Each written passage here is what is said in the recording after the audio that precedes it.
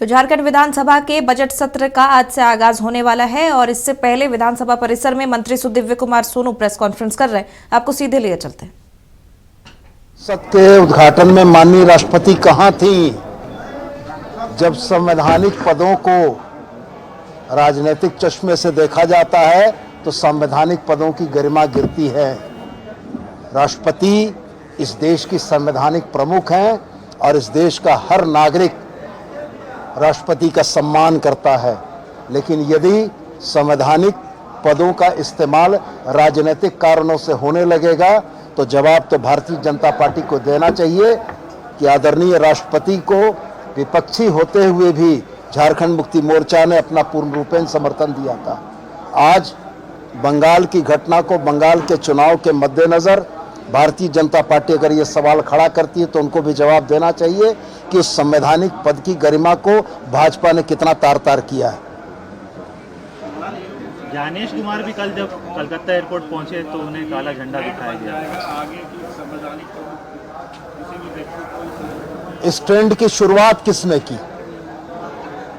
देश की संवैधानिक प्रमुख को संसद के उद्घाटन पर नहीं बुलाकर क्या संदेश दिया गया?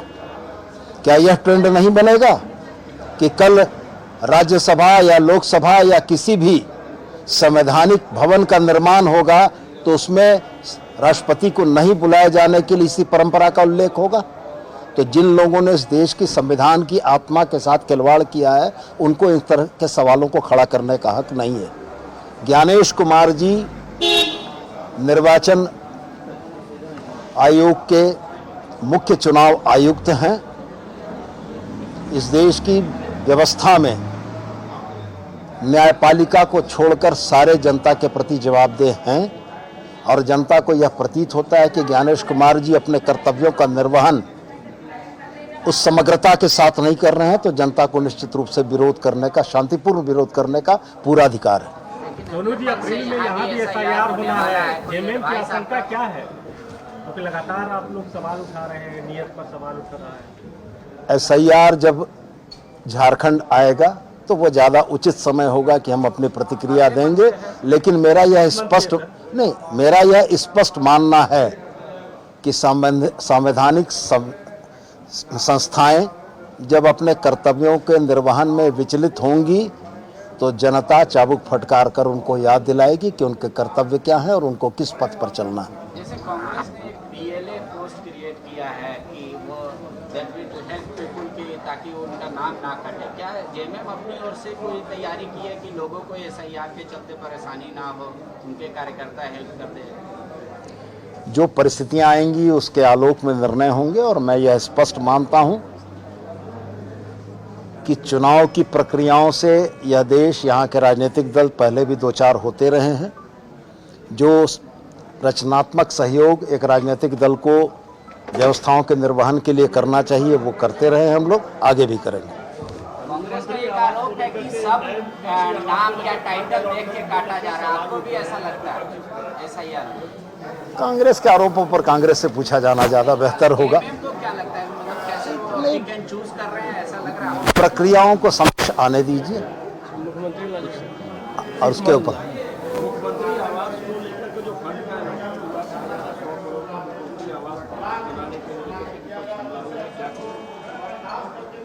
जिस तरह से चीजों को छुपाया गया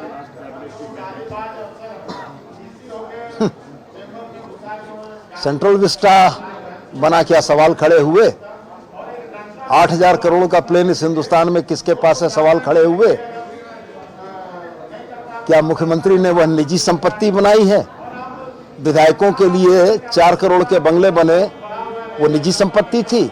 भारतीय जनता पार्टी मतिभ्रम की शिकार हो चुकी है, उसके पास मुद्दे नहीं बचे हैं। नगर निकाय के चुनावों ने यह दिखा दिया कि जिस अर्बन स्पेस पर वो अपने आधिपत्य का दावा करते थे उस अर्बन स्पेस में 48 निकाय के चुनाव में भाजपा को मात्र 12 पर सफलता मिली है। जिस झारखंड मुक्ति मोर्चा को जंगल झाड़ की पार्टी वो कहते थे, झारखंड मुक्ति मोर्चा ने एफर्टलेस चुनाव लड़ा और 10 सीटों पर जीतकर हम आए। हमारे केंद्रीय नेतृत्व, हमारे बड़े नेता नहीं उतरे, लेकिन आप भाजपा के उन नेताओं का नाम लें, मैं बताऊंगा कौन उतरे थे और कहां उतरे थे। तो कुल मिला जुलाकर जब अर्बन स्पेस से भी झारखंड की जनता ने भाजपा को नकार दिया तो उनके पास मुद्दे नहीं बचे हैं, इसलिए ये सब बेतुके मुद्दों को लेकर आ रहे हैं और जनता को इन बातों में कोई दिलचस्पी नहीं है। लेकिन ये सब इंटरटेन किया दिल्ली में, बीजेपी का ये मतलब क्या है कि काम आ गया। ये दिल्ली नहीं झारखंड है।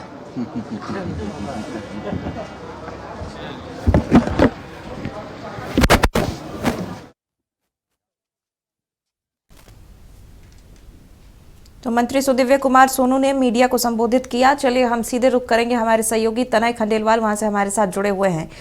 तनय, आज विधानसभा के बजट सत्र का आगाज हो रहा है, क्या कुछ फिलहाल वहां हलचल नजर आ रही?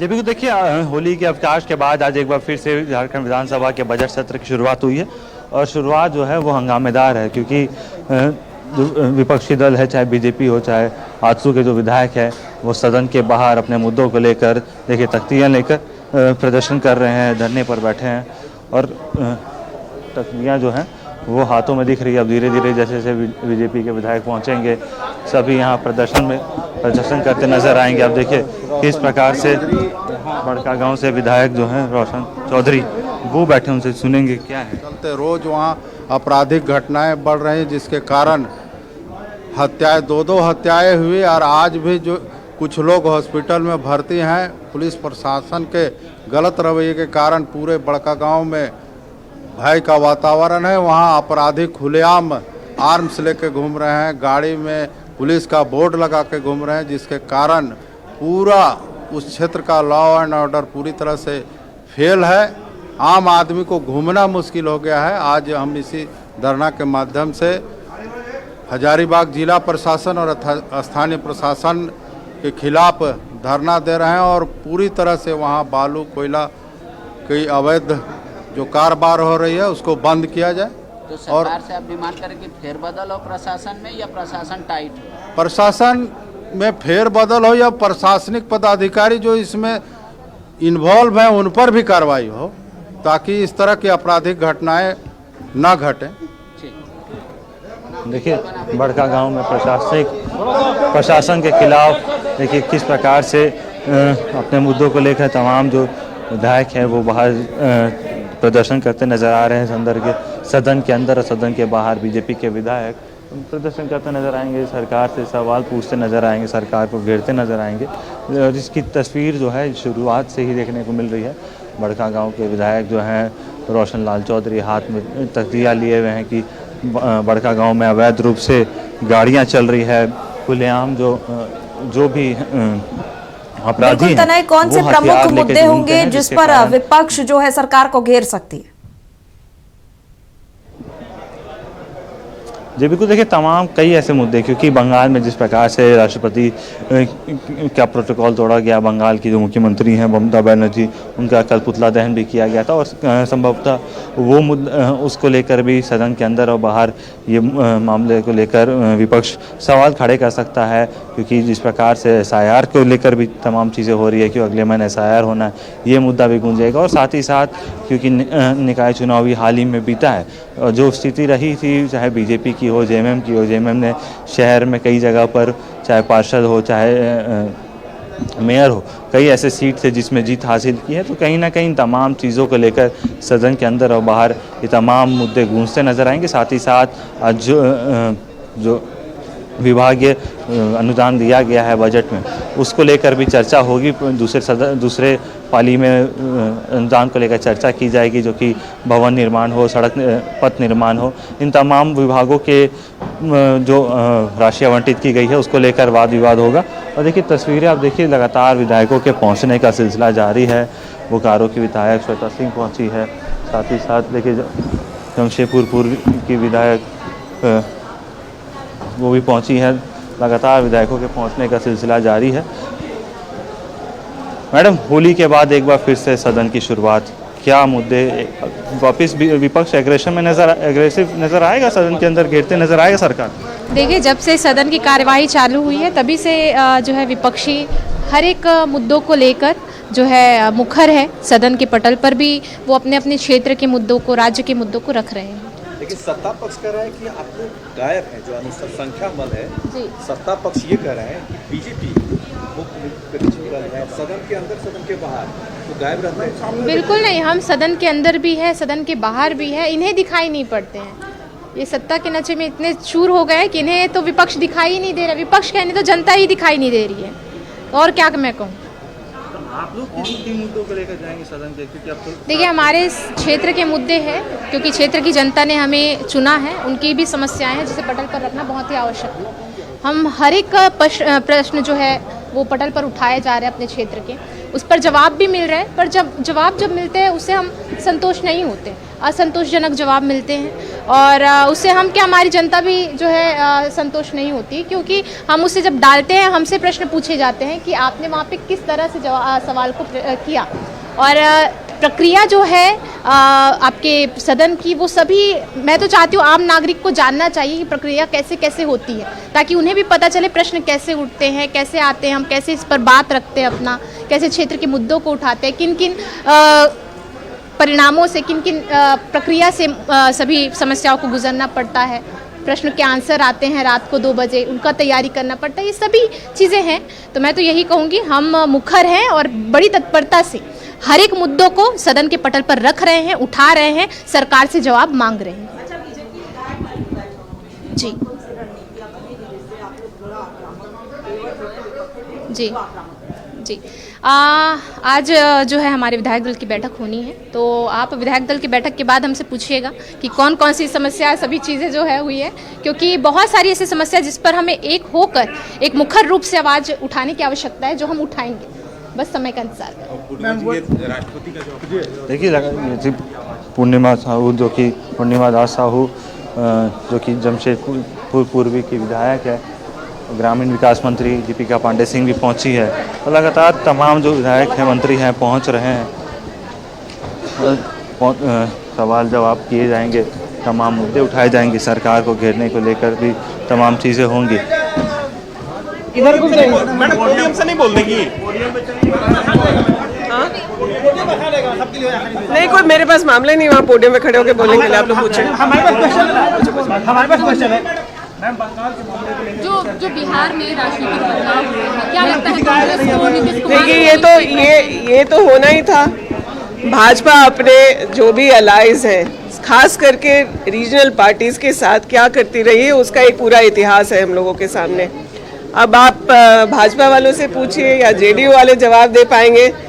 25 से 30 नीतीश, उसका क्या हुआ, और ये जानी हुई बातें थी, कोई हम लोगों के लिए कोई एज अ सरप्राइज हम लोगों के लिए नहीं है। जो भाजपा का आचरण रहा है उसके हिसाब से हो रहा है। दीपिका जी, यहाँ बीजेपी के लोग सवाल उठा रहे थे लॉ एंड ऑर्डर, बंगाल में राष्ट्रपति का अपमान हुआ है। एसआईआर के बारे में हम लोगों ने पहले से भी अपनी बातों को रखा है कि जिस तरीके से वो किया जा रहा है, या इलेक्शन कमीशन को एज एजेंट इस देश की सरकार यूज़ कर रही है, वो एक्सेप्टेबल नहीं है। हम लोग उसका हर तरीके से जो विरोध करना है वो हम लोगों ने उसको किया है।